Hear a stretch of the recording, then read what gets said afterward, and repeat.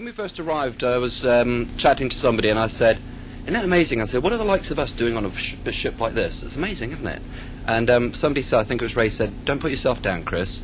And I thought about it and I thought, well, I'm not, you know, because if it wasn't for Clean Easy, there is no way that people like Wendy and I would be on a boat like this.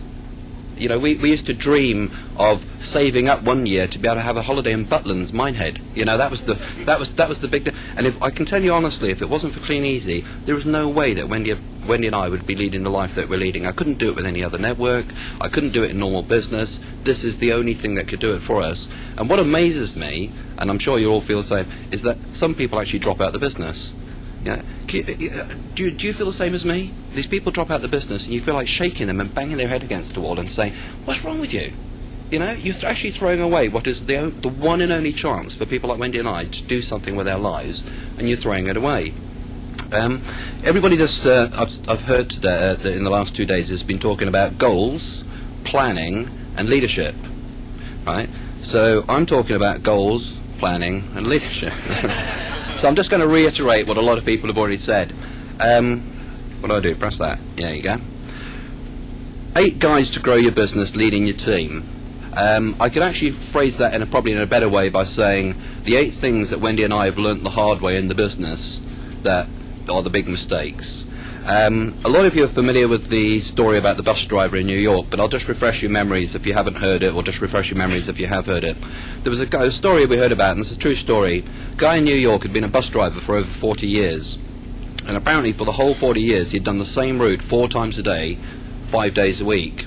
And after 40 years of doing this, he got to this point where he turned right every day, 4 times a day, and something just snapped in his brain, and he stopped the bus, and he got out the little cage they have there to protect them against muggers, and he turned around to the bus load of people, and he said, do you realise, he said, for the last 40 years, I've got to this point, and I've turned right 4 times a day. He said, today I've had enough.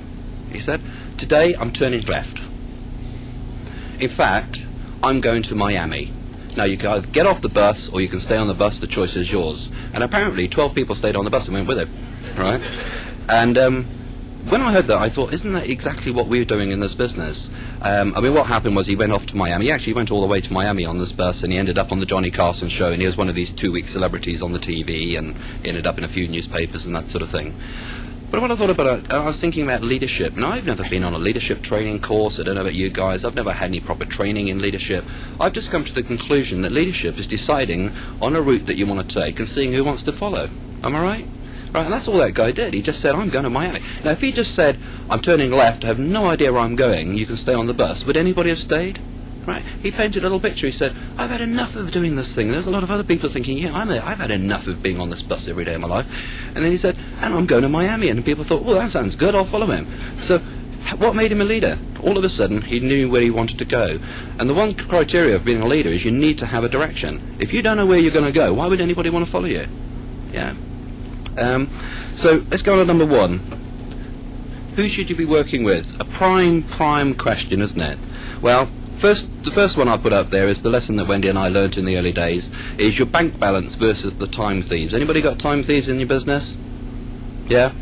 We signed up a guy in the business, early days, and I said to him, look, the whole point of our business is communication. If you want any help, just get on the phone and ring us. Right, the ones I worry about are the ones that never ring us. In fact, if you ring me 12 times a day, I'll be delighted. Okay? And now about 6 years later, 7 days a week, 12 times a day, he's rung me. Okay? And he rings me up to ask me, I'm going out of my house again today. Now, I've done the neighbourhood. I was wondering, should I turn left or right? Anybody got somebody like that? Okay. And 3 hours later, you're still on the phone to him. Now, I'm not putting the guy down. I'm just saying that those people steal your time, and you could be actually spending a lot of time with people who actually are using their own initiative and are getting up and doing trainings. Can I just say, it's not long ago, I was in Bristol talking to a young couple who were in 2 minds as to whether to really get stuck into this business. In fact, the husband who runs his own fruit and veg business in Bristol, working 12 hours a day, was saying, this looks really good. And I remember the wife saying, I don't know if we should really get stuck in. And I've just seen Caroline get up here and do the best goal-setting training I've ever seen. Would you agree, Caroline Harvey? Give her a round of applause. That was absolutely superb. Right? Now, there's a classic example of somebody who's been in the business less time than this other guy I'm talking about. Now, where would you like to be spending your time? With the Caroline Harveys and Simons, or with the guys who are still wondering whether they're doing the right thing? And is he ever going to get off the ground? I guess it comes down to working with those who deserve your time rather than those who necessarily need your time. I would give you an example. You get two people sign up, they come to your opportunity meeting, two guys sign up in the business, and after 6 weeks, one of them is really running with it. They look like they're going to get to gold. They've already signed up some people. They're really out there doing the retail, and they're motoring. Now, human nature is, and this is what the trap Wendy and I fell into, you think, wow, he's up and running. We can let him go. Let's go and work with the other guy who signed up, who hasn't quite got off the ground. And you talk to the guy who hasn't quite got off the ground, and he says, well, you know, I nearly got stuck in the first week, but the cat got run over. And the second week, mother-in-law came to visit, and I just really didn't have the time. And my wife wanted me to decorate the bedroom for the baby that's going to come in 3 months' time. And it's not really excuses. It's actually sometimes really good reasons why they haven't got stuck in. But now human nature is, and this is what we found, we thought, well, this guy's got a lot of potential. What we ought to do is work with him and try and get him up to the level of the other guy. Okay? What we found is that when you start doing that, the only time I'm going to give attention to the guy who's doing really well is when he starts dropping back to the level of the other guy. Does that make sense? So what ends up happening is you end up dragging your whole business down to the level of the people who aren't doing it, instead of getting excited and working with the people who are doing it. Imagine the same scenario. 6 weeks into the business, one guy's up and running, he's really going for it, and the other guy hasn't got off the ground. The guy who hasn't got off the ground rings me up and says, Chris, he said, I've got a few people I want to see this week. I was wondering if you can come and help me. And I say to, well, do you remember that Jean Warrington lady who signed up at the same time as you? Well, she's up and running, she's actually done this, she's done that. You understand, I'm going to have to spend some time with her because she's got 5 people she wants me to see this week. When's the next time that guy's going to get my attention? Is when he starts being like a Jean Warrington. Does that make sense? Don't mistake intentions for accomplishments. Ever done that? Somebody yesterday, I think it was Dave Drimmy, said about the people who'd say, I'm going to make you a fortune when they join, all that sort of stuff. All the ones who talk and they got all these, and I don't mean they're false. I don't mean they have any. They're not lying. They really do have these intentions, but intentions don't do anything, do they? I've come to the conclusion that you only judge people by what they're achieving. Okay, you can't judge them any other way. Doctor versus the housewife. Well, one of the funny things is Wendy and I have never really achieved much in our life outside of being in clean easy and doing really well. I spent 12 years working as a dry cleaner. Basically, I spent 12 years trying to work my way up the corporate ladder. Ended up back in a shop after 12 years, pressing trousers at the back of a shop. Yet when I joined, I started looking for serious people. You know, I wanted doctors. Wouldn't it be great to have a doctor in our business? What about a barrister? You know, what about this? Okay, and I come to the conclusion that where somebody's come from is totally irrelevant. It's where they want to go that's important. Okay, look, just think about some of the top owners on the company at the moment. Right, there's 4 or 5 here who used to work in the shipyards up in Tyneside. There's a couple here. The husband used to work on the fishing boats out of Peterhead. Can you imagine seeing John getting off a fishing boat after he's been out there? What do they go out for? 10 days at a time, comes back stinking of fish, hasn't had a wash. You wouldn't say, "Oh, he looks like the one I want to join. I want to sign up," would you? Right? It's totally irrelevant. Then we've got people who used to be accountants. We've got, you know, it's totally irrelevant where somebody's come from. And I think sometimes when we sign people up, you sign up 2 people. One guy's just worked on the bins all his life, or just been a trouser presser, and the other guy's a serious business person, right? And we spend our time with a serious business person, and what we're doing is we're prejudging, aren't we? Okay, accomplishments are the key. I guess the question is how long do you want to take? We found that, you know, if you want to take 15 years getting up to a £40,000 check, great, but if you could do it in 5, why not do it in 5? And the one thing I've discovered is if you hang around with the guys who want to go at 10 miles an hour, you're never going to go to 100 miles an hour. If you want to go to 100, you've got to find the guys who want to go to 100. Okay, it sounds mercenary, but we're not social workers, are we? To sum that up, I guess what you're doing is you've got to find out the people that you want to work with, and the only way to do that is to set them a challenge.